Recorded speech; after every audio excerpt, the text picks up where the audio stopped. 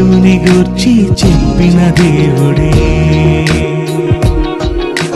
దేవుని గూర్చి చెప్పిన దేవుడే. తన కొరకు ఆనాడు చెప్పాడు యేసే గదా, తన కొరకు ప్రతిరోజు చెప్పాలి నీవే గదా. తన కొరకు నువ్వు చెబితే దైవానివే, తన గూర్చి నువ్వు చెబితే దైవానివే. నీ కొరకు చూశాడు ఆ దేవుడే.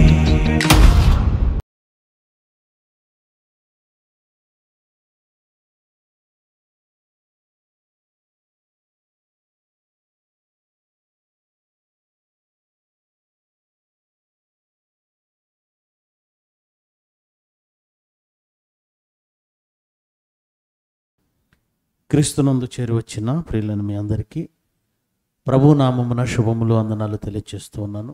ప్రియులరా, దావీదు ఘనతను విస్తృతపరచిన ఆయన సుగుణములు.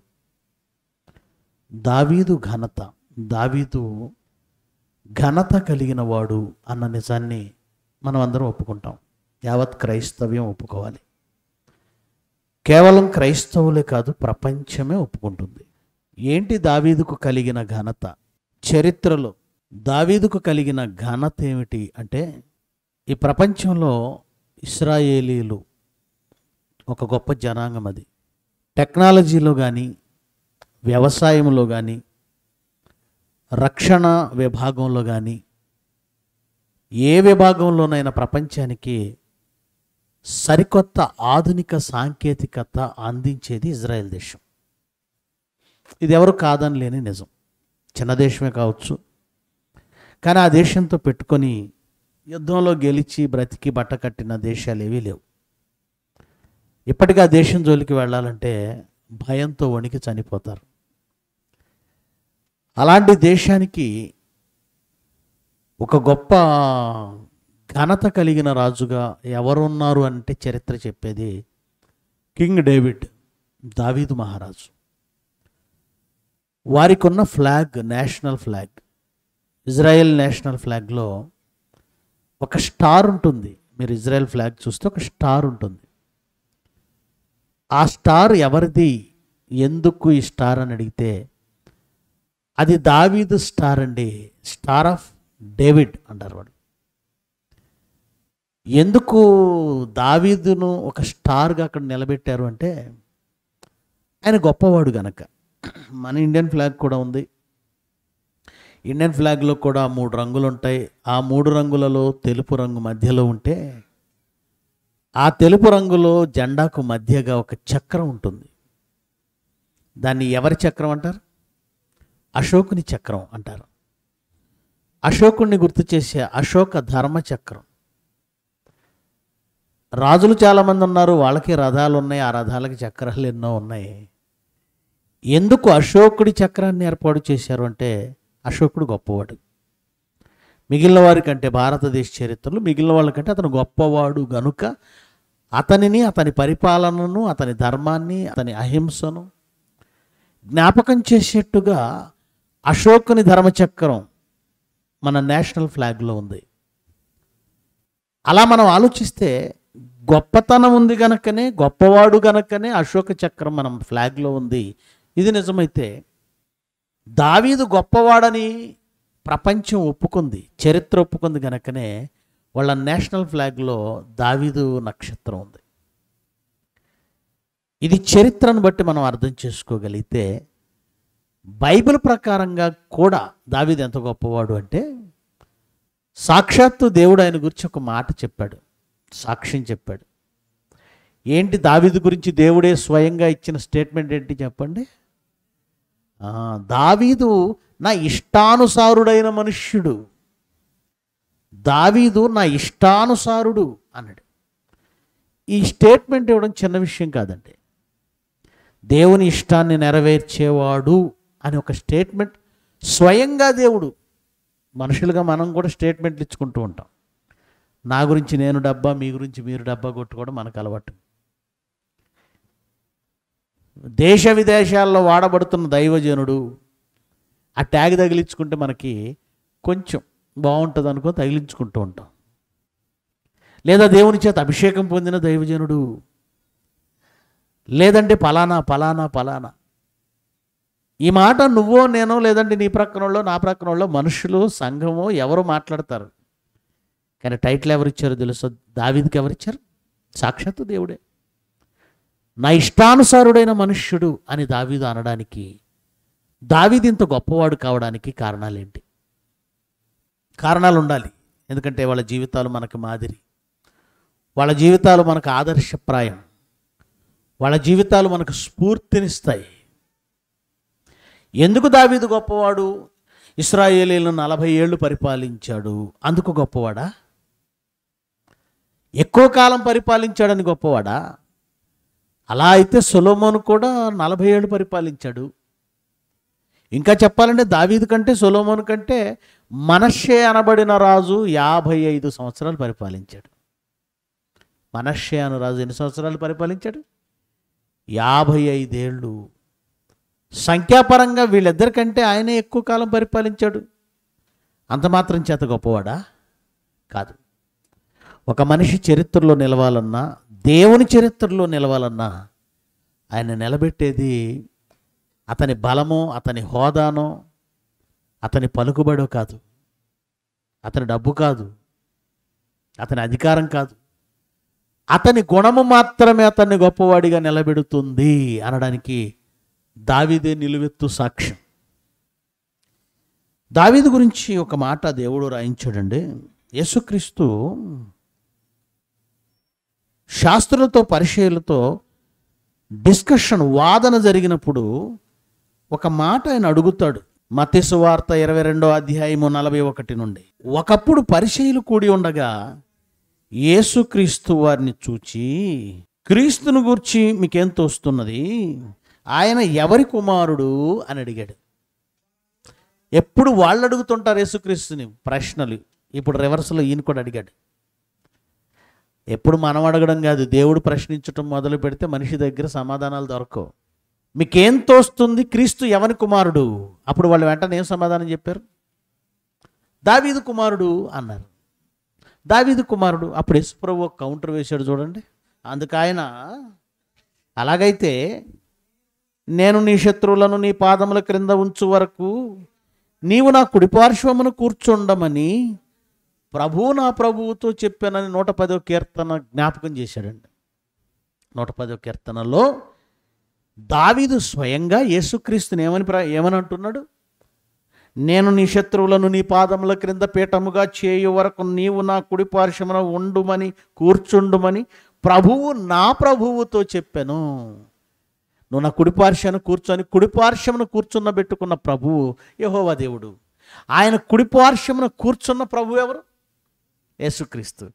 అంటే యెహోవా దేవుని ప్రభు అంటున్నాడు, యేసుక్రీస్తుని ప్రభు అంటున్నాడు. చాలామంది హెబ్రీ పత్రికలో ఈ మాట చదివి ప్రభువు నా ప్రభువుతో చెప్పానన్న మాట తెలియక తండ్రి అయిన దేవుడే యేసుక్రీస్తుని ప్రభు అంటున్నాడని చాలామంది మాట్లాడుతున్నారు. దేవాని సింహాసనము నిరంతరము నిలుచున్నది, నీ రాజదండము న్యాయార్థమైనది. దేవా అని స్వయంగా తండ్రి అయిన దేవుడు యేసుక్రీస్తును దేవా అంటున్నాడు అని హెబ్రీ పత్రిక 1వ అధ్యాయము చూసి చాలామంది పొరపాటు పడతారు. తండ్రి అయిన దేవుడు యేసుక్రీస్తుని దేవా అని మాట్లాడలేదు. ఈ మధ్యకాలంలో చాలామంది బోధలు మార్చేశారు. తండ్రి అయిన దేవుడికి యేసుక్రీస్తు పుట్టలేదని ఒకడు బోధ చేస్తున్నాడు. యేసుక్రీస్తు స్వయంగా ఉన్నవాడు అంటే యేసుక్రీస్తుకి తండ్రి అయిన దేవునికి అనగా యెహోవా దేవునికి ఏం కనెక్షన్ ఏమి లేదు. ఆయనే, ఈయన స్వయంభవుడు, ఆయన స్వయంభవుడు. యేసుక్రీస్తు పుట్టలేదు, తండ్రి అయిన దేవునికి పుట్టలేదు.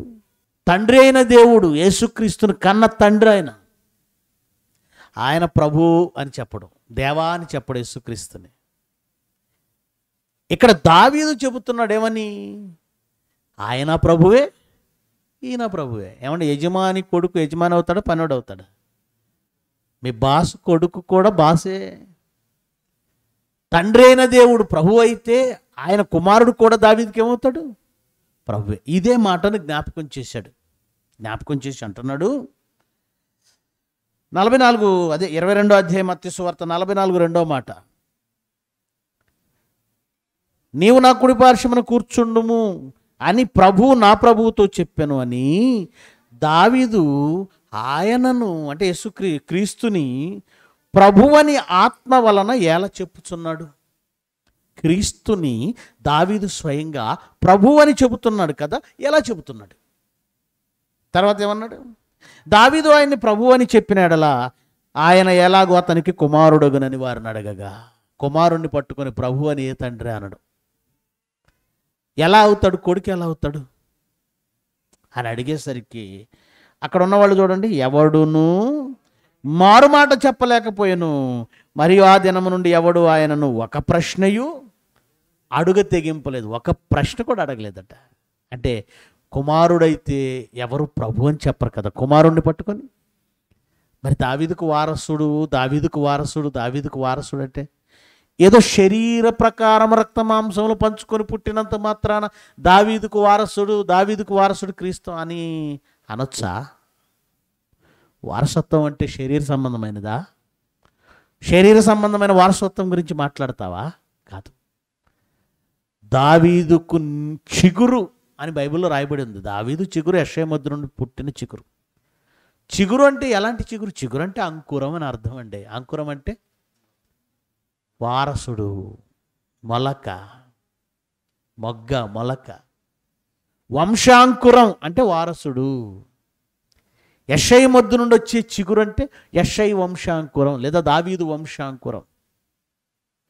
శరీర సంబంధమైన వంశాంకురమా వారసుడా?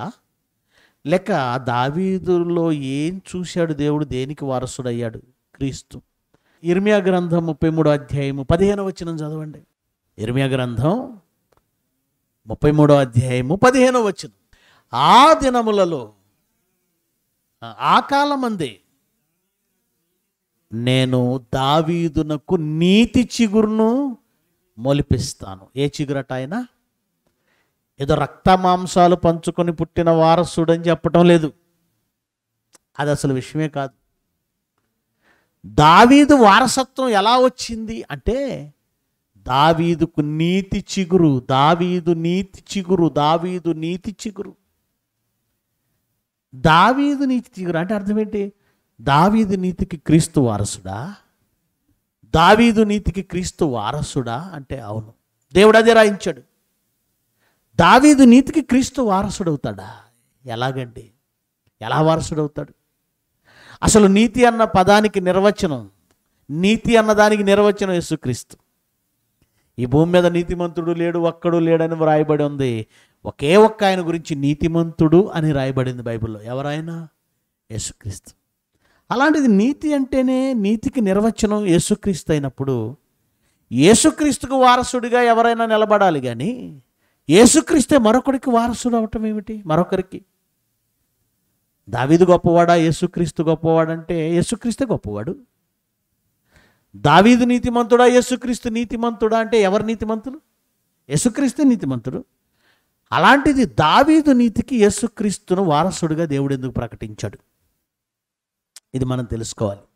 ప్రియులరా, లేఖనాలలోని కొన్ని విషయాలను ఆలోచిద్దాం. ఎందుకు దావీదుని పితరుడిగా పోలుస్తూ నీతికి పితరుడిగా దావీదును ప్రకటించి క్రీస్తునే అతనికి వారసుడిగా దేవుడు ఎందుకు ప్రకటించాడో, దావీదులో ఉన్న అంత గొప్ప నీతి ఏంటో ఒకసారి లేఖనాల నుంచి మనం కూడా ఆలోచన చేద్దాం. మొదటి దినవృత్తాంతాలు 18వ అధ్యాయం 14వ వచనం. మొదటి దినవృత్తాంతాలు 18వ అధ్యాయము 14వ వచనం. ఈ ప్రకారం దావీదు ఇశ్రాయేలీయులందరి మీద రాజై ఉండి తన జనులందరికీ ఏం జరిగించాడట? రాజై ఉండి నీతి న్యాయాలను జరిగించాడు. ఇది ఇలాగే ఉంచండి. కీర్తనల గ్రంథానికి వద్దాం. 89వ అధ్యాయం 14వ వచనం చదువుదాం. ఇది ఎవరి గురించి రాయబడ్డ మాట? యేసుక్రీస్తు గురించి.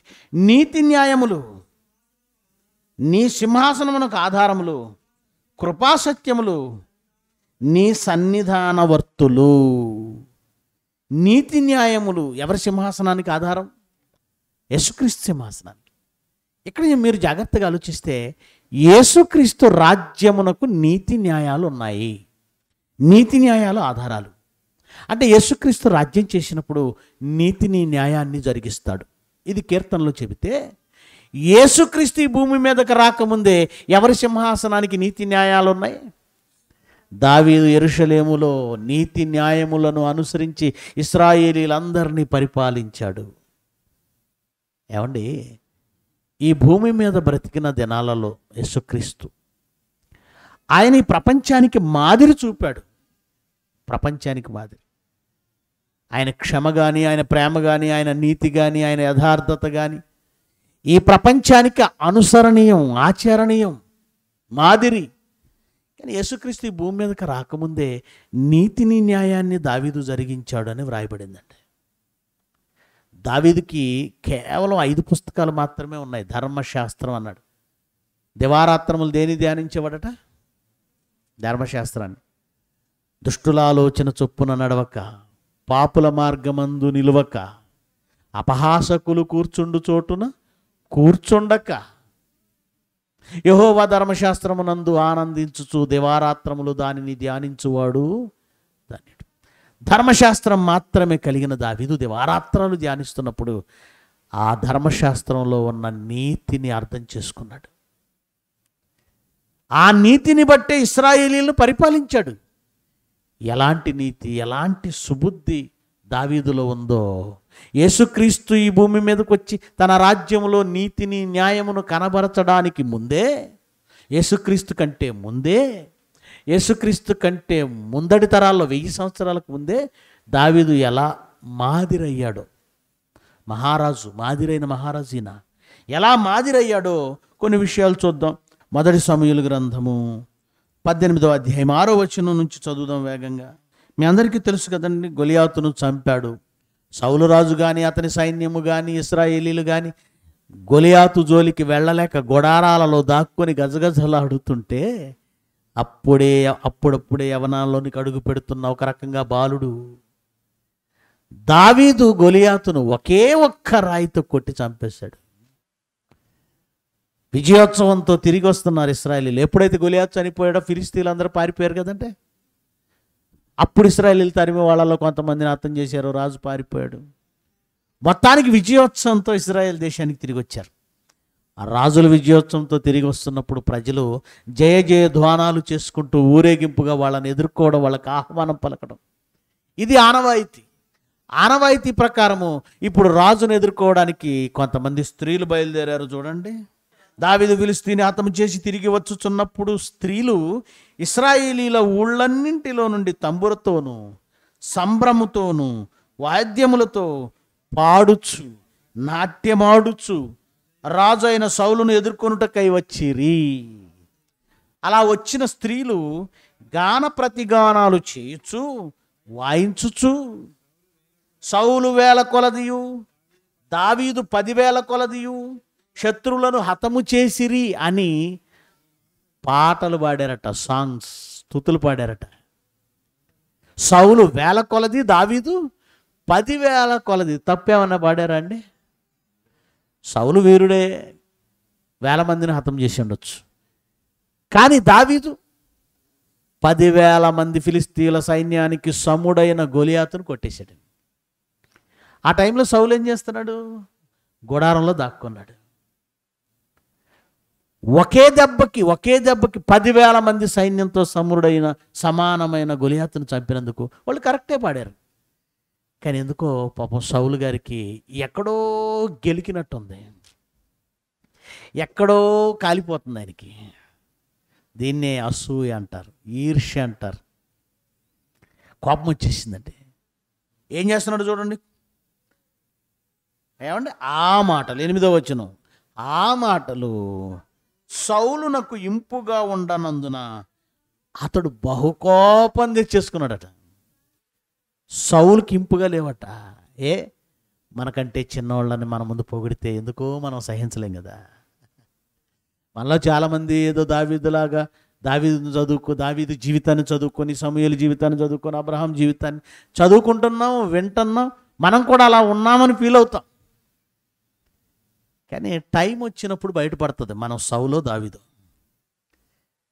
మనలో క్యారెక్టర్లు చాలా సౌలు క్యారెక్టర్లే.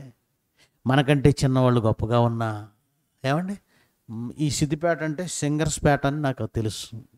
అమ్మ చక్కగా పాడబడింది, చాలా మంచి పాట, చాలా మంచి స్వరం, వెరీ గుడ్.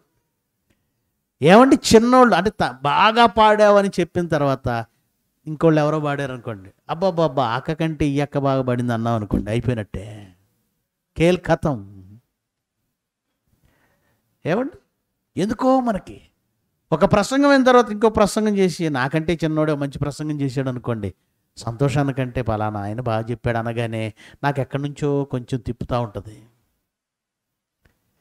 నా మీద పెట్టుకొని చెప్పాను, మీ మీద పెడితే బాగోదని. నేనైతే ఎలా ఉంటాను తెలుసా అండి, నాకంటే చిన్నోళ్ళు బాగా ప్రసంగం చేస్తే చాలా హ్యాపీగా ఫీల్ అవుతాను, వాళ్ళని ఎంకరేజ్ చేస్తాను. ఎందుకు చాలామందిలోనండి మనకంటే చిన్నవాడిని ఎవరైనా పొగిడితే అస్సలు సహించలేరు. సౌలు పరిస్థితి కూడా అదే. ఒక్కడిని చంపినందుకు వీళ్ళు ఇలా పాడేస్తున్నారే, పాడేస్తే అంటే అంటే అంటే అంత అభిమానం వచ్చిందా? ఫ్యాన్స్ అయిపోయారు. అందులోనూ జెంట్స్ ఫ్యాన్స్గా ఉండి పొగిడితే అదొక రకం, లేడీ ఫ్యాన్స్ పొగిడితే ఇదో రకం. ఇగో వచ్చేసింది. అందులో పొగిడింది ఎవరు? లేడీస్. అవమానంగా ఫీల్ అయిపోయాడు. ఇంత రాజును నన్ను వదిలేసి వాడేవాడు బచ్చాగాడు, వాడిని పొగిడేస్తున్నారు. ఫ్యాన్స్ అంతా వెళ్ళిపోయారు. తెగ ఫీల్ అయిపోయాడు. ఎందుకు అంత ఫీల్ అవుతున్నాడంటే అతను ఏమంటున్నాడు చూడండి, వారు దావీదు 10,000 కొలది అని నాకు 1,000 కొలదని స్తుతులు పాడిరే, రాజ్యము తప్ప మరి ఏమి అతడు తీసుకొనగలడు అనుకోనన్నట. అంటే ఈ ఫ్యాన్స్ పెరగడం వలన వచ్చిన నష్టం ఏంటంటే నా దగ్గర నుంచి రాజ్యం తీసేసుకుంటాడు. అంటే ప్రజలలో ఫ్యాన్ ఫాలోయింగ్ పెరిగిపోతే నెక్స్ట్ రాజకీయమే కదండి. బర్రెలక్క ఎక్కడో బర్రెలు కాసుకుంటుంది, వీడియోలు చేసేసింది. ఏమండి ఫ్యాన్ ఫాలోయింగ్ వచ్చేసింది, మిలియన్ సబ్స్క్రైబర్సా, మిలియన్ వ్యూస్ వచ్చేసాయి. అంతే, ఎంత ఫ్యాన్ ఫాలోయింగ్ ఉందో అని భ్రమపడిపోయి ఎమ్మెల్యేగా పోటీ చేసింది. అంటే ఫ్యాన్ ఫాలోయింగ్ పెరిగిపోతే అధికారం వచ్చేస్తుందా? కొన్నిసార్లు వస్తుందండి, కొన్నిసార్లు వస్తుంది. అలా అధికారంలోకి వచ్చిన వాళ్ళు చాలామంది ఉన్నారు.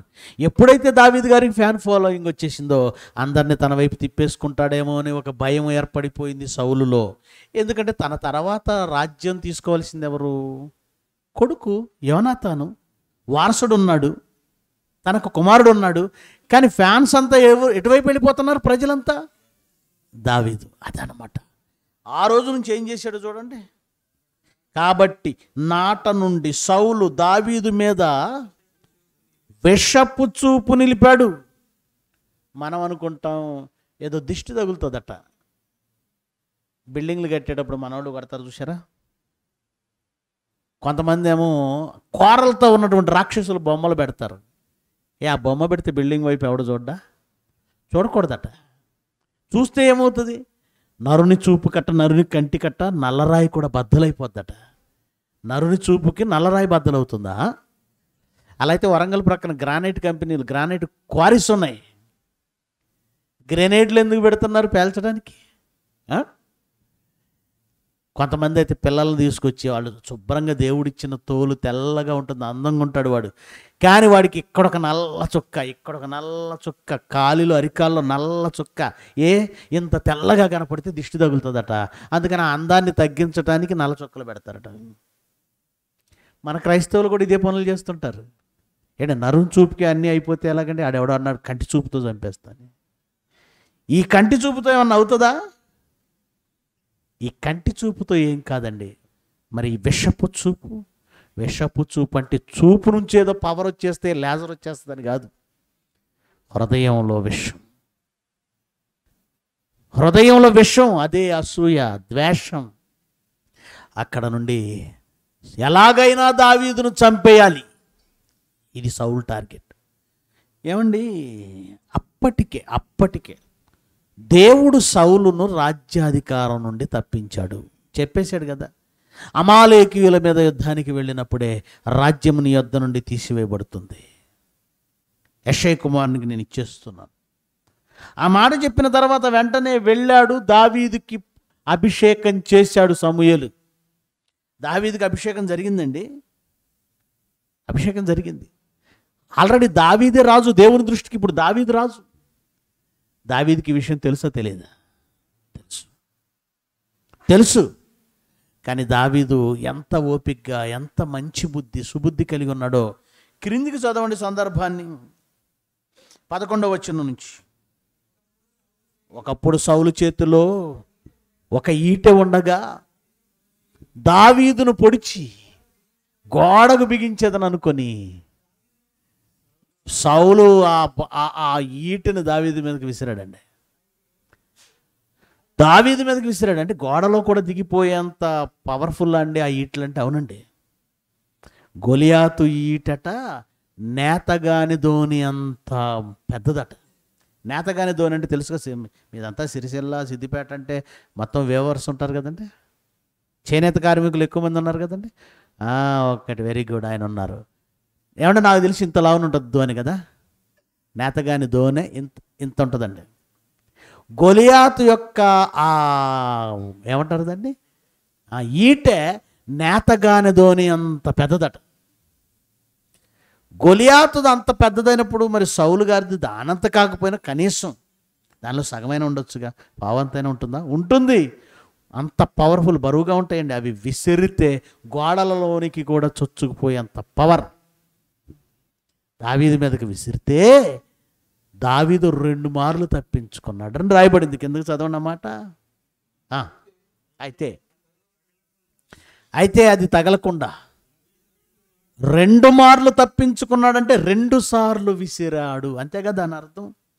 2 సార్లు ప్రయత్నించాడు.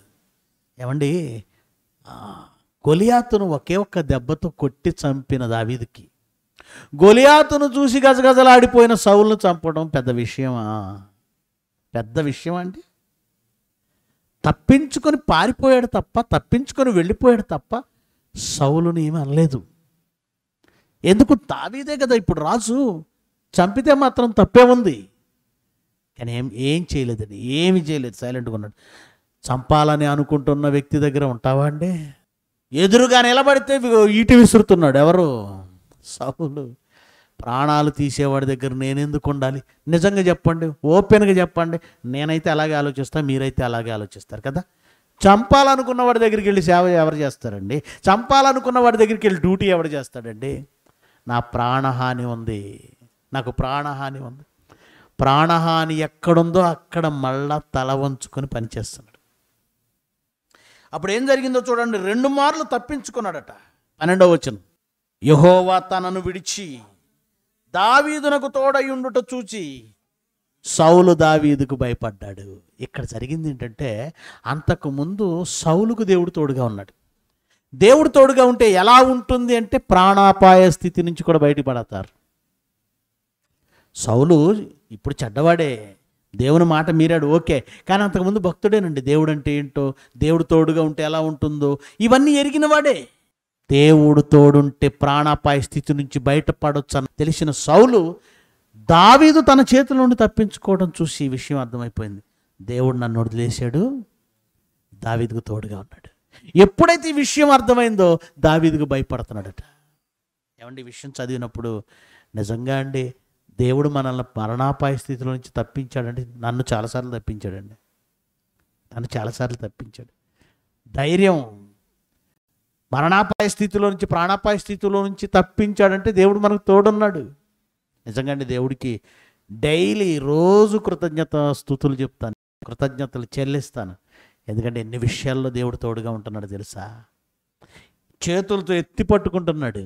ఒకటి గుర్తుపెట్టుకోండి, మీరు సుబుద్ధి కలిగి, మంచి నీతి కలిగి, ప్రవర్తన కలిగి మీరుంటే మిమ్మల్ని చంపాలనుకునేవాడు కూడా మీకు భయపడతాడు.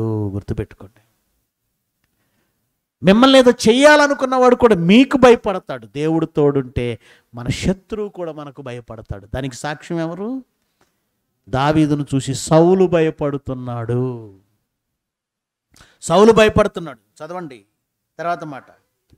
కాబట్టి సౌలు 13, సౌలు అతన్ని తన యొద్ద ఉండని యొక్క సహస్రాధిపతిగా చేశాను. అంటే ప్రమోషన్ ఇచ్చి పంపలేదు. ఇంకా తగ్గించేశాడు. రాజు దగ్గర కొలువై ఉండడం వేరు, సైన్యాల ముందు నడవడం వేరు. సైన్యాలంటే రోడ్డు మీద ఉండాలి, ఎండలో ఉండాలి, బార్డర్లో ఉండాలి, కష్టపడాలి. అంటే అతనికి ప్రమోషన్ కాదు, డెమోషన్ ఇచ్చి పంపించాడు. అయినా దావీదు తనను తగ్గించేశాడని ఫీలింగ్ లేదండి, తన స్థాయిని తగ్గించాడని ఫీలింగ్ లేదు. ఎలా ఉన్నాడో చూడండి క్రిందికి వచ్చేసరికి. మరియు దావీదు 14వ వచనం, సమస్త విషయములలో సుబుద్ధి కలిగి, సమస్త విషయాల్లో, ప్రతి విషయంలో జాగ్రత్త, ప్రతి విషయంలో, ఏ విషయంలోనూ నా తప్పు ఉండకూడదు, ఏ విషయంలోనూ నేను తప్పు చేయకూడదు, ఏ విషయంలోనూ పొరపాటు జరగకూడదు. ఇలా చూసుకోగలిగితేనండి నువ్వు నాయకుడు అవుతావు. సమస్త విషయాల్లో సుబుద్ధి కలిగి ప్రవర్తించాడట. యెహోవా అతనికి తోడుగా ఉన్నాడు. 15వ వచనం, దావీదు మిగుల సుబుద్ధి గలవాడై ప్రవర్తించుట సౌలు చూచి, మిగుల సుబుద్ధి, ఒక తప్పైన చేస్తాడేమో, ఒక తప్పైన దొరుకుతాడేమో వేసేద్దామని సౌలు చూస్తున్నాడు. ఒక తప్పు కూడా చేయటం లేదు, మిగుల సుబుద్ధి. మిగుల సుబుద్ధి, ఈ మాట వ్రాసాడంటే చిన్న విషయం కాదండి. మిగుల సుబుద్ధి కలిగి ప్రవర్తిస్తుంటే ఒక తప్పు కూడా చేయకుండా ఇలా ఉండడం చూసి సౌలు భయపడిపోతున్నాడట. అంటే మనల్ని గొప్పవాడిగా నిలబెట్టేది, 10 మంది మనకు భయపడేలా చేసేది మన క్యారెక్టరే, మన బుద్ధే, మన గుణమే, సుబుద్ధి. అంత గొప్ప గుణం, అంత సుబుద్ధి దావీదులో ఏముంది? అంత సుబుద్ధి కలిగి ఉన్నాడని చెప్పడానికి ఏమైనా కొన్ని ఇన్సిడెంట్లు ఉన్నాయా అంటే ఉన్నాయి. ఆయన ఎంత సుబుద్ధి కలిగి ప్రవర్తిస్తాడో కొన్ని ఉదాహరణలు మీ ముందుకు తీసుకొస్తాను.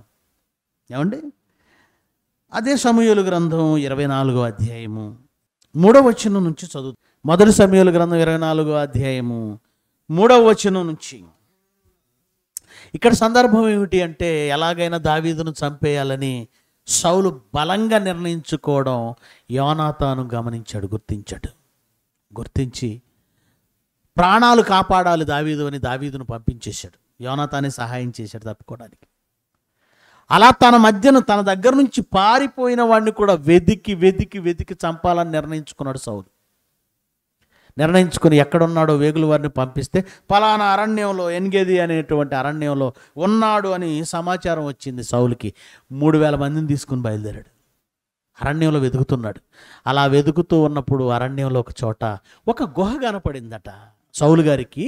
ఒక గుహ, 3000 మంది సైన్యం ఉన్నారు, పాపం టాయిలెట్కి వెళ్ళాలని అనుకున్నాడు. గుహ కనపడేసరికి మీరంతా ఇలా ఇక్కడ ఉండండి, నేను టాయిలెట్కి వెళ్ళొస్తానని లోపలికి వెళ్ళాడు. లోపలికి వెళితే ఆ గుహలోనే దావీదుతో పాటు ఒక 100 మంది, 300 సుమారుగా 300 మంది వరకు ఎవరో దావీదుతో ఉన్నారు. దావీదు మనుషులు లోపల ఉన్న సంగతి సౌలుకి తెలియదు. కానీ బయట నుండి లోపల వస్తున్న వ్యక్తి సౌలు అని లోపల ఉన్న వాళ్ళకి అర్థమైపోయింది. ఇప్పుడు సడన్గా మనం బయట నుంచి, మంచి ఎండలో బయట నుంచి సడన్గా ఇంట్లోకి వెళ్ళామనుకోండి, లోపలంతా ఎలా ఉంటుంది? లైట్ లేకపోతే చీకటిగా ఉంటుంది. లోపల ఎవరైనా కూర్చున్నారు అనుకోండి, బయట నుంచి వచ్చిన మనం ఎవరో వాళ్ళకి తెలుస్తుంది, కానీ లోపల ఒక వ్యక్తి ఉన్నాడన్న సంగతి మనకు తెలుస్తుందా? అలాగే జరిగింది. ఆ గుహ లోపల దావీదు జనులు ఉన్నారు, కానీ సౌలుకు కనపడలేదు. ఎప్పుడైతే చూశారో దావీదు పక్కన ఉన్నటువంటి మనుషులు దావీదుని రెచ్చగొడుతున్నారు. వెళ్ళు, నీ శత్రువుని నీ చేతికి అప్పగిస్తానని దేవుడు నీకు మాట ఇచ్చాడు కదా, నీ ప్రాణం తీయాలనుకుంటున్నా, నీ శత్రువు వచ్చాడు, నీ మనసుకు వచ్చినట్టు ఏం చేస్తావు చెయ్యి. కాలు నరికేస్తావా, చెయ్యి నరికేస్తావా, మెడ నరికేస్తావా, ఒకేసారి చంపేస్తావా, చిత్రవద చేసి చంపేస్తావా, తల తీసేస్తావా, ఏం చేస్తావో నీ మనసుకు వచ్చినట్టు చెయ్యని రెచ్చగొట్టి పంపారు. రెచ్చగొడతారండి మన పక్కన ఉన్నవాళ్ళు. మనం ఏం చేయాలో మనల్ని నిర్ణయించుకోనివ్వరు. మనం ఏం చేయాలో మనం నిర్ణయించుకునేంత వరకు వాళ్ళు ఆగరు. వేసేయి, కొట్టేయి, చంపేయి, నరికేయి, వాళ్ళ కేకలకు మనం నిజంగా చంపేస్తాం. దావీదును కూడా నీ మనసుకు వచ్చినట్లుగా చెయ్యి అని పంపితే దావీదు ఏమాత్రం నిగ్రహం కోల్పోలేదండి, వివేకం కోల్పోలేదండి. తను ఏం చేయాలో నిర్ణయించుకున్నాడు. వెనకగా వెళ్ళి సౌలు యొక్క పై వస్త్రాన్ని కోసాడట, చెంగును కోసాడట, పై వస్త్రపు చెంగును కత్తిరించాడట. అలా కత్తిరించి ఫీల్ అయిపోతున్నాడట దావీదు. దావీదు లేచి 4వ వచనం, అదే 24వ అధ్యాయం 4వ వచనంలో 2వ భాగం అది. దావీదు లేచి వచ్చి సౌలునకు తెలియకుండా అతని పై వస్త్రపు చెంగును కోసెను. సౌలు పై వస్త్రమును తాను కోసినని దావీదు మనసు, అయ్యో నేను సౌలు పై వస్త్రాన్ని కోసాను ఏంటని తెగ బాధపడిపోతున్నాడట మనసులో. మనమైతే ఏమనుకుంటాం, పిచ్చోడా వాడు నీ పీక కోయడానికి వచ్చాడు, నువ్వేమో పై వస్త్రపు చెంగు కోసినందుకు ఎంత ఫీల్ అవుతున్నావేంటి? మన దృష్టిలో దావీదులాగా ప్రవర్తించిన వాడిని చూసి మనం ఏమంటాం, పిచ్చోడు అమాయకుడు బొత్తిగా బతకడం చేత కదా ఎలా బ్రతుకుతాడు. దావీదు నిజమే కదండి, ప్రాణం తీసేవాడు వస్తే వాడు పీక తప్పించేస్తే బ్రతకొచ్చు కదా. అలా పీక తప్పించకపోగా, మెడ కోసేయకపోగా, ప్రాణం తీయకపోగా పై వస్త్రపు చెంగు కత్తిరించినందుకు ఫీల్ అయిపోతున్నాడట. ఎందుకు అంత ఫీల్ అవుతున్నాడు ఆలోచిస్తే ఏమంటున్నాడు చూడండి. ఇతడు యెహోవా 6వ వచనంలో, ఇతడు యెహోవా చేత అభిషేకం నొందినవాడు గనుక, ఇతను యెహోవా చేత అభిషేకం నొందినవాడు, యెహోవా చేత అభిషేకము నొందిన నా ప్రభువునకు నేను ఈ కార్యము చేయను, యెహోవాను బట్టి అతను నేను చంపనని తన జనులతో చెప్పాను. ఈ మాటలు చెప్పి దావీదు తన జనులను అడ్డగించి సౌలు మీదికి పోనీయక వారిని ఆపెను. తర్వాత సౌలు లేచి గుహలో నుండి బయలు వెళ్ళి మార్గాన్ని వెళ్ళిపోయాడు. తాను చంపలేదు, ప్రక్కనున్న వాళ్ళని చంపనివ్వలేదు. ఎందుకయ్యా ఇలా చేసావంటే, నా తండ్రి చేత, నా దేవుని చేత అభిషేకం పొందినవాడు అతను, నేను ముట్టను. అదేంటి, ఆల్రెడీ అతని మీదకి దురాత్మ వచ్చింది, దేవుని ఆత్మ వెళ్ళిపోయింది, అదే రాయబడింది అక్కడ. దేవుని ఆత్మ సౌలును విడిచిపోయి దురాత్మ ఒకటి వచ్చి సౌలును వెరిపించెనని రాయబడింది. దేవుని అభిషేకం పోయింది, దేవుని ఆత్మ పోయింది, రాజ్యము తనకు ఇవ్వబడింది. ఆల్రెడీ దేవుడు అభిషేకం చేయించాడు. మళ్ళా ఇంకా ఇతడు దేవుని వల్ల అభిషేకం పొందినవాడని మాట్లాడుతున్నాడు ఏంటి అనుకుంటున్నారా? ఏమండి, ఇప్పుడు అతను ఒకవేళ దేవుని అభిషేకం ఇతను లేకపోవచ్చు అతని మీద, కానీ ఒకనాడు దేవుని వలన అభిషేకం పొందినవాడు. ఆ గౌరవాన్ని ఉంచాలి. ఉదాహరణకు మన తెలంగాణ నుంచి పివి నరసింహారావు గారని ఒక ఆయన దేశానికి ప్రధాని అయ్యాడు కాంగ్రెస్ తరపున. బహుభాషా కోవిదుడు, 9 భాషలేమో అనర్గళంగా మాట్లాడతాడు. మంచి ఆర్థికవేత్త. నిజంగా చెప్తున్నానండి, దేశాన్ని మంచి ఆర్థిక పదంలో మంచిగా నడిపించాడు.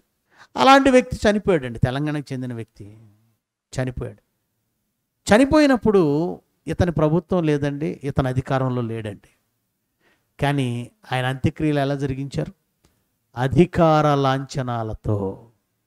అదేంటి, అప్పుడు ప్రధానమంత్రి ఏం కాదు కదా, అధికారంలో లేడు కదా, మరి అధికార లాంఛనాలతో జరిగించటం ఏంటి అంటారా? అధికారంలో లేకపోవచ్చుగాక, ఒకనాడు ఈ దేశపు అత్యున్నత సింహాసనం మీద అధిష్ఠించిన వాడు గనక ఆ గౌరవం ఆయనకి ఎప్పటికీ పోదు, తీసేయకూడదు. ఈ నీతి ఎక్కడి నుంచి నేర్చుకుందో తెలుసా ప్రపంచం? దావీదు దగ్గర నుంచి. ఎవరు చెప్పారు దావీదుకి ఇలా ఉండాలి, ఇలా ఉండాలి, ఇలా ఉండాలి అని దావీదుకి ఎవరైనా చెప్పారా? లేదు. నా దేవుని చేత అభిషేకింపబడిన వాడంటే నేను గౌరవించాలి. ఇప్పుడు ఉందా లేదా అభిషేకం పక్కన పెట్టండి, ఒకనాడు అభిషేకం పొందాడంటే గొప్పవాడే. అందుకే అతని ప్రాణాన్ని తీయడం వలన ఇప్పుడు నేను ఎవరికి చెడ్డవుతాను? వాట్ ఏ వండర్ఫుల్ అండి.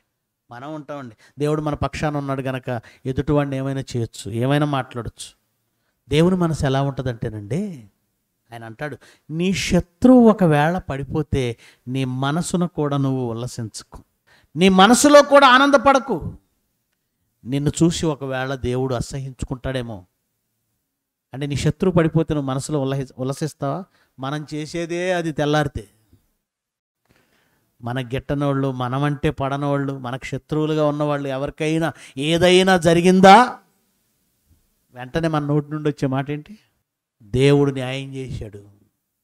దేవుడి పేరు చెప్పి భక్తుడిలా మాట్లాడతాడు, కానీ లోపల ఉన్నది ఏంటంటే వీడికి సరిగ్గా జరిగింది, అది లోపల మాట.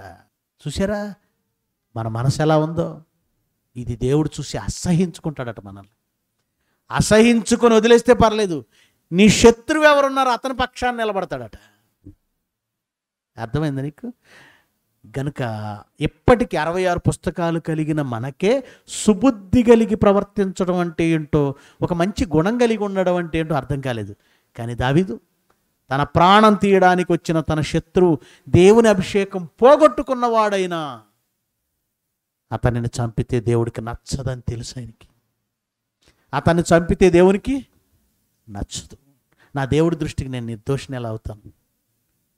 ఇక్కడ నా పగ, నా ప్రతీకారం, నా కడుపులో మంట తీర్చుకోవడం ఇది కాదు ఇంపార్టెంట్. సుబుద్ధి కలిగి ప్రవర్తించడం అంటే నీకు కలిగిన ఆవేశాన్ని చల్లార్చుకోవడం కాదు, నీకు కలిగిన బాధను బట్టి మాట్లాడడం కాదు, నీకు కలిగిన బాధను బట్టి ఎదుటివాడిని ఇబ్బంది పెట్టడం కాదు. నీ ఆవేశం, నీ కోపం, నీ ఈగో, నీ బాధలు, నీ ఈర్ష్య ఇవన్నీ పక్కన పెట్టి నా దేవుడికి నచ్చుతుందా లేదా అని ఎప్పుడు ఆలోచించటం మొదలు పెడతావో అప్పుడు నువ్వు దావీదంత గొప్పోడివి అవుతావు.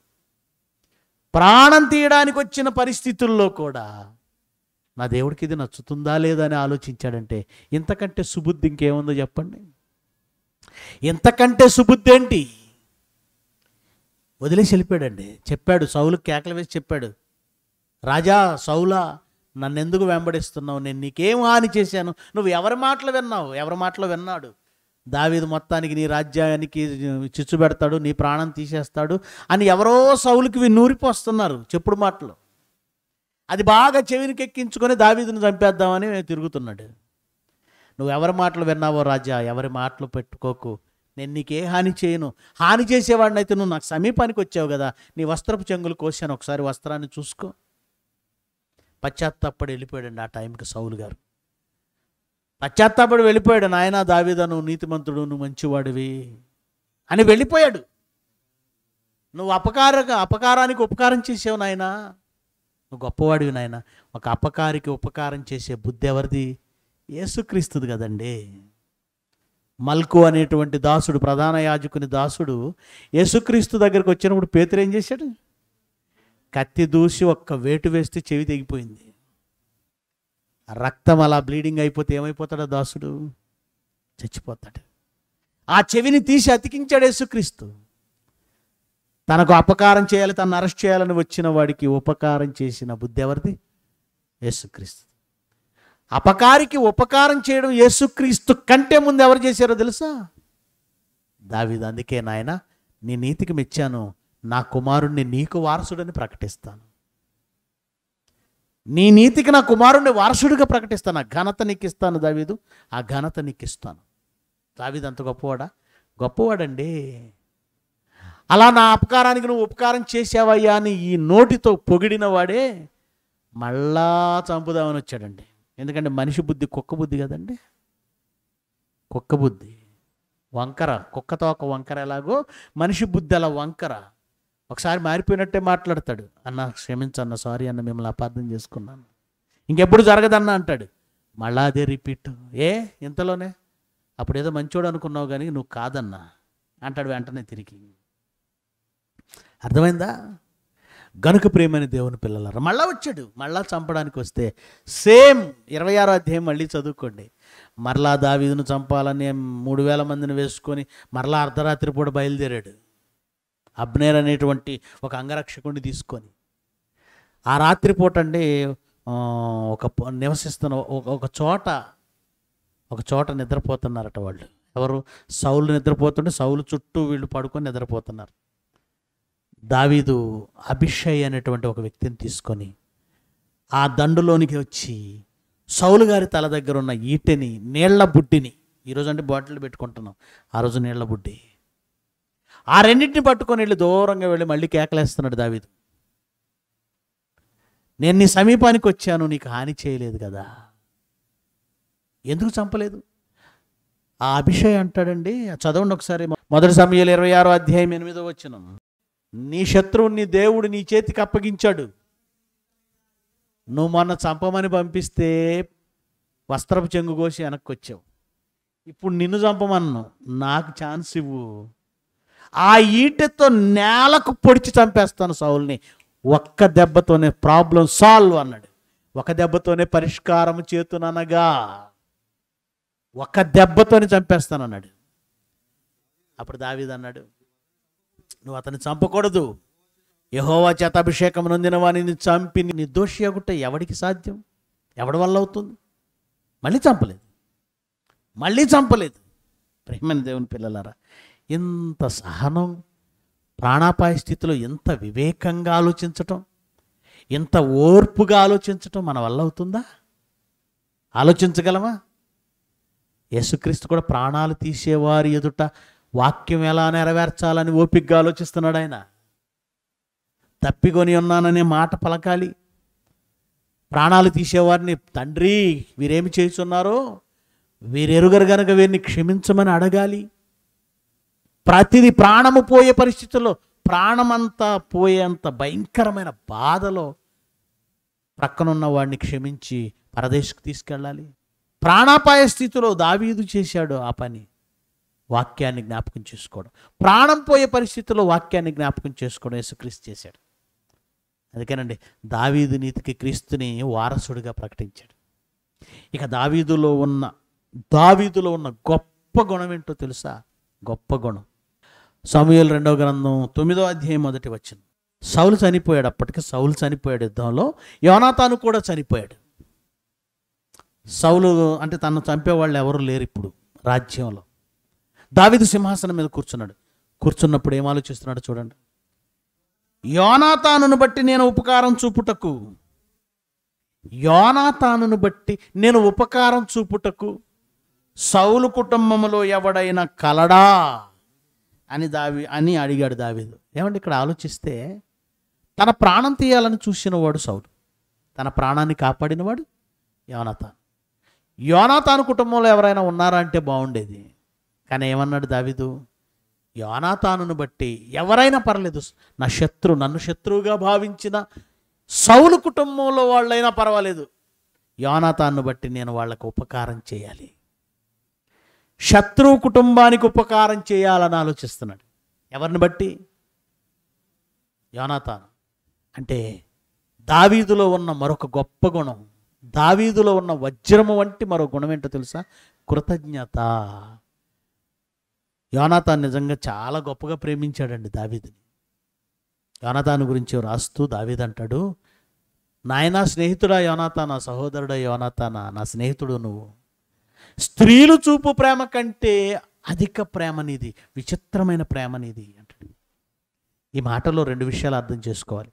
స్త్రీలు చూపు ప్రేమ కంటే అంటూ యోనాతాను ప్రేమను ఎవరి ప్రేమతో పోల్చడానికి ప్రయత్నించాడు? ఎవరి ప్రేమతో పోలుస్తున్నాడు అంటే, ఈ మాటను బట్టి నేను గట్టిగా చెప్పగలను, ప్రేమిస్తే పురుషుల కంటే ఎక్కువ బాగా ఎవరు ప్రేమించగలరు?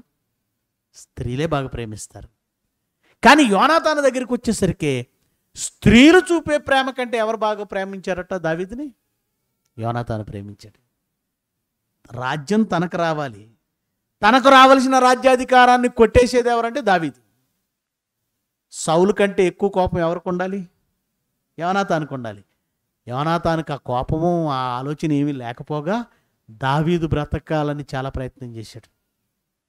అందుకే ఆ యోనాతానును మర్చిపోకూడదు, మేలు చేసిన వాళ్ళను మర్చిపోకూడదండి. క్రైస్తవులుగా మనకు ఉండవలసిన గుణం అదండి. చనిపోయిన యోనాతాను చనిపోయాడు, నా స్నేహితుడు చనిపోయాడు, ఇంకెవరితో సంబంధం లేదు. చాలామంది అంటుంటారు, ఆడపిల్లలు ఉంటారు కదండి, ఆడపిల్లలు పెళ్లి చేసేస్తాడు తండ్రి. పెళ్లి చేస్తే ఎక్కడికో వెళతారు, వేరే ఇంటికి వెళతారు. అక్కడ వాళ్ళు అప్పుడప్పుడు వస్తుంటారు. అక్కడ వాళ్ళ పిల్లలు, వాళ్ళ కుటుంబం, వాళ్ళ సంసారం ప్రత్యేకం అయిపోతుంది. తల్లిదండ్రులు బ్రతుకున్నంత వరకు వచ్చి వెళుతుంటారు. ఒకవేళ తల్లి తండ్రి చనిపోయారు అనుకోండి, వాళ్ళు లాస్ట్గా ఏమంటారు తెలుసా? ఇక ఈ ఇంటితో ఈ ఊరితో మాకు రుణం తీరిపోయింది. అదేంటి, ఇంకెవరు లేరా? తోడబుట్టిన అన్నలు లేరా? అన్న కుటుంబాలు లేవా? తమ్ముడు కుటుంబాలు లేవా? వదినలు ఆడబిడ్డలు లేరా? చూసారా? తల్లిదండ్రులతోనే మాకు ఇంకేమి లేదు, రుణం అయిపోయింది అనుకుంటాం. ఇంకెవరు మనుషులు కాదన్నట్టుగా మాట్లాడతాం. కానీ దావీదు, నా స్నేహితుడు చనిపోయాడు, ఇంకెందుకు అనుకోలేదు. కృతజ్ఞత చూపడం అంటే ఏదో మేలు చేసిన వాడికి మేలు చేయటమే కాదు, అతను ఉన్నా లేకపోయినా అతని తర్వాత అతని కుటుంబానికి కూడా మేలు చేయొచ్చు. కృతజ్ఞత చూపాలనే గుణం నీలో ఉంటే అతని వారసులకు కూడా మేలు చేయొచ్చు. ఎవరున్నారని ఎంక్వైరీ చేస్తే యోనాతాను కుమారుడు ఒకడున్నాడు, మెఫీబోషెత్. అతన్ని పిలిపించాడు, యోనాతాను కుమారుణ్ణి. నువ్వు నీ బ్రతుకు కాలమంతా నా భోజనం బల్ల దగ్గరే భోజనం చేయాలి. అతని పొలాన్ని ఎవరో కొట్టేస్తే ఆ పొలాన్ని ఇప్పించాడు. నా బ్రతుకు కాలమంతా నువ్వు నా భోజనం బల్ల దగ్గరే నువ్వు ఉండాలి, భోజనం చేయాలి. మెఫీబోషెత్ చిన్న విషయం కాదండి. రాజు అయిన వాడు ఏదో ఒక కేజీ బంగారాన్నో లేదంటే ఏదో పొలాన్నో ఏదో ఆస్తిని ఇచ్చేసి వెళ్ళిపోమనొచ్చు. అలాంటిది ఇంట్లో ఉంచుకోవడం ఏంటి చిన్న విషయం కాదండి. మన ఇంటికి వచ్చిన వాళ్ళకి ఏదో అవసరం అయితే ఒక 500, 10 లేదంటే 1000 రూపాయలు లేదంటే ఓ 10,000 ఇచ్చి పంపించేస్తాం. పేదవాళ్ళు వచ్చారనుకోండి, వాళ్ళకి 10 రూపాయలు ఇచ్చి పంపిస్తామా? ఆ పేదవాళ్ళని జీవితాంతం మా భోజనం వాళ్ళ దగ్గర, మా డైనింగ్ టేబుల్ దగ్గర ఉండంటావా? ఓ 100 రూపాయలు ఇమ్మంటే ఇస్తాం, ఓ 500 పోనీ ఇమ్మంటే ఇస్తాం. అనాథాశ్రమాలకు వెళ్తాం, ఒక పూట భోజనం పెట్టరమ్మంటే వస్తాం, వస్త్రాలు ఇమ్మంటే ఇస్తాం. వాళ్ళని ఇంట్లో పెట్టుకొని పోషించేంత ఓపిక, అంత సహనం, అంత గుణం మనకు లేదు. దావీదు తన స్నేహితుడి కొడుకుని, అది కూడా హ్యాండిక్యాప్డ్, కుంటివాడు, కాళ్ళు చేతులు బాగుంటే ఈ పనులు ఆ పనులు చేయించుకోవచ్చు, ఈ పనులు ఆ పనులు చేయించుకోవడానికి కూడా కుదరదు. అంటే ఏ పని చెయ్యని ఒక వ్యక్తిని తేరగా ఇంట్లో పెట్టి పోషించేంత మంచి గుణం ఉంటుందా మనకి? దావీదు నా భోజనం వాళ్ళ దగ్గర నువ్వు భోంచేయి. అసలు ఎంత విశాలమైన హృదయం అండి అది. కృతజ్ఞత, కృతజ్ఞత. అంతటితో వదిలేశాడా? చావులోనికి వెళ్ళినప్పుడు కూడా, అంటే చనిపోతాడు, మరణకాలం సమీపించింది. అప్పుడు సొలొమోనును పిలిపించి ఏం మాట్లాడుతున్నాడో చూడండి. 7వ వచనం, 1 రాజుల గ్రంథం 2వ అధ్యాయం 7వ వచనం. 1 రాజుల గ్రంథం 2వ అధ్యాయము 7వ వచనం. సొలొమోనుతో మాట్లాడుతున్నాడు. నాయనా, నేను ఒకప్పుడు నీ సహోదరుడైన అబ్షాలోము దగ్గర నుంచి పారిపోయాను. ఎందుకంటే అబ్షాలోము దావీదు కుమారుడై ఉన్న దావీదు మీద తిరగబడ్డాడు. కొడుకు దగ్గర నుంచి పారిపోయాడు. అలా పారిపోయినప్పుడు ఏం జరిగింది? గిలాదీయుడైన బర్జల్లై కుమారులు నాకు సహాయమునకు వచ్చిరి. ఎప్పుడో నేను పారిపోయాను. పారిపోయినప్పుడు ఎప్పుడో ఎవరో ఒక ఆయన బర్జల్లై పేరు గుర్తుపెట్టుకున్నాడు.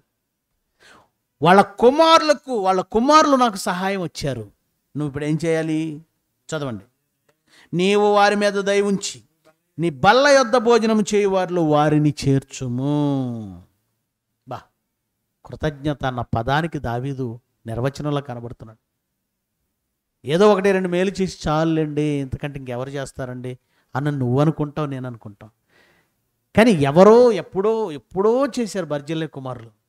అది గుర్తుపెట్టుకొని తన కొడుకుకు చెప్తున్నాడు, నాయనా దయచేసి నీ భోజనం బల్ల దగ్గర వాళ్ళు జీవితాంతం ఉండాలి, నీ భోజనం బల్ల దగ్గరే భోజనం చేయాలి,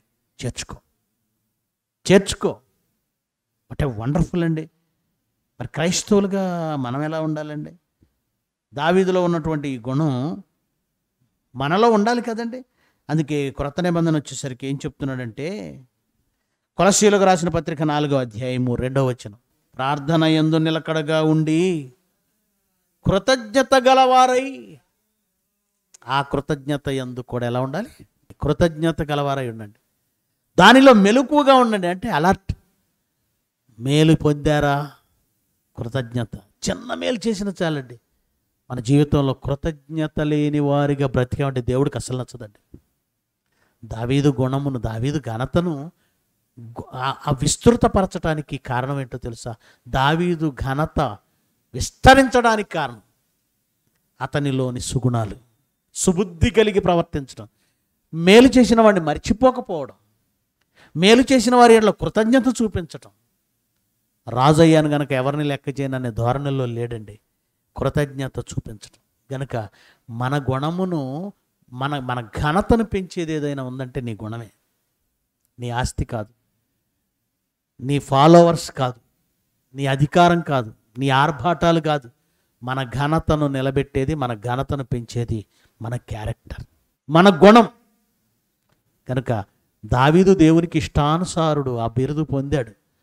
మన వాళ్ళు చాలామంది దావీదండి బత్షెబా విషయంలో పాపం చేశాడు.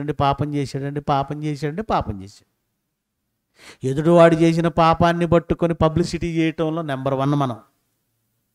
టీవీ ఛానల్స్ కూడా అంతే. ఈయన దొరికాడంటే వేసిందే వేసి రిపీట్ అరిగిపోయేంత వరకు వేస్తారు దాన్ని టీవీలో. అంతకుముందు ఎలక్షన్స్లో, ఈ ఎలక్షన్స్ కదా, అంతకుముందు ఎలక్షన్స్లో కాంగ్రెస్ గెలవకపోతే బ్లేడ్తో పేక్ కోసుకుంటా అన్నాడు ఎవడో, బండ్ల గణేష్. టీవీ నైనోడు ఒకడు బ్లేడ్ పట్టుకొని బండ్ల గణేష్ ఇంటికి వెళ్ళి ఆ కెమెరా మనకు చూపిస్తున్నాడు, చూడండి ఇది బ్లేడు, ఇది బండ్ల గణేష్ ఇల్లు, మేము వచ్చాం. ఏం చేయాలండి అండి? అంటే కాంగ్రెస్ వాళ్ళు గెలవలేదని ఇప్పుడు బండ్ల గణేష్ ఇది బ్లేడ్ తీసుకొని పెగ్గోసుకోవాలా? పోలీసు వాళ్ళకి బుద్ధి ఉందా? దాని మీద కేసు పెట్టాలి. టీవీ నైన్ యాంకర్ మీద కేసు పెట్టాలి. ఇది బ్లేడు, ఇది బండ్ల గణేష్ ఇల్లు, పెగ్గోసుకుంటాడో లేదో చూద్దాం. ఆసక్తితో మన వాళ్ళందరూ 100,000 మంది వచ్చేసారు వ్యూవర్స్. మనం ఎంత సైకోలం అంటే నిజంగా కోసుకుంటే చూద్దామని. నిజంగా మనం సైకోలం అండి. యాక్సిడెంట్ అయ్యి ఎవరికేం దెబ్బ తగలేదు అనుకోండి, మన ఫీలింగ్ ఏంటంటే ఎవరికేం అవ్వలేదా, నీరసపడిపోయాం, చప్పబడిపోయాం. లేదు 10 మంది తలకాయలు బదిలి రక్తం వచ్చేస్తుంది, మెదడు బయటకు వచ్చిందని రక్త పిశాసులం, కనబడని రక్త పిశాసులం మనం, సైకోలం. బ్లడ్ గారి ఇరిగిపోయి బీభత్సం జరిగిందంటేనే సాటిస్ఫై అవుద్ది మన మనసు. అమ్మాయి అంత జరిగిందా, వెరీ గుడ్. ఏం జరగలేదంటే ఏం జరగలేదా, పైకి మాత్రం పోనీలే దేవుడి దేవల్ల, సీన్ అంత పండలేదు అక్కడ. అదే ప్రాణాలు పోతే తెలియని సైకోయిజం ఉంది మనలో, తెలుసా? ఆలోచించండి, మన గుణం ఎలా ఉంది? కృతజ్ఞత కలిగి ఉందాం. అది మన ఘనతను ఆకాశమంత ఉన్నతంగా చూపిస్తుంది. ప్రియులారా, ఏదో ఈ మాటలు ఇశ్రాయేలీల కొరకో లేదంటే ఎవరి కొరకో అనుకోకుండా నీ ఘనత దేవుని దగ్గర ఉన్నతంగా ఉండాలా? దేవునికి ఇష్టానుసారుడివి కావాలా? ఊరికే అన్నాడండి, దావీదు నా ఇష్టానుసారుడైన మనుష్యుడు అని ఊరికే చెప్పాడా? అతనిలోని ఇన్ని సుగుణాలు అవన్నీ వదిలేసి బత్షెబతో తప్పు చేశాడు, బత్షెబతో తప్పు చేశాడు. తప్పు నువ్వు 10 సార్లు చూపిస్తావు, ఆయన ఒక్కటే చేశాడు తప్పు. మరి నువ్వు నిమిషానికి, అర నిమిషానికి, ప్రతి క్షణం మోహపు చూపు అనే పాపంలో పడి వ్యభిచరిస్తూనే ఉంటావు. మన కంటిలో దూలాన్ని ఉంచుకొని, దూలం కాదు మెట్రో పిల్లర్ ఉంది మన కంటిలో, ఎదుటివాడి కంటిలో నలుసు చూస్తావా? మార్చుకుందాం. మన గుణమే మనల్ని ఆకాశమంత ఉన్నతంగా నిలబెడుతుంది. ప్రార్థన చేసుకుందాం. మహిమ కలిగిన మా తండ్రి, మీ పిల్లలు వింటున్న ఈ మాటలు, మీ కొరకు మీరు వ్రాయించిన ఈ వాస్తవాలు నిజంగా ఒక వజ్రంలా మా క్యారెక్టర్ను మార్చేటువంటి మంచి మాటలు ఇవి. అంతటి గొప్పవాడు కనుకనే నాయన నా ఇష్టానుసారుడైన మనుష్యుడని దావీదు గూర్చి మీరు ఒక స్టేట్మెంట్ ఇవ్వగలిగారు.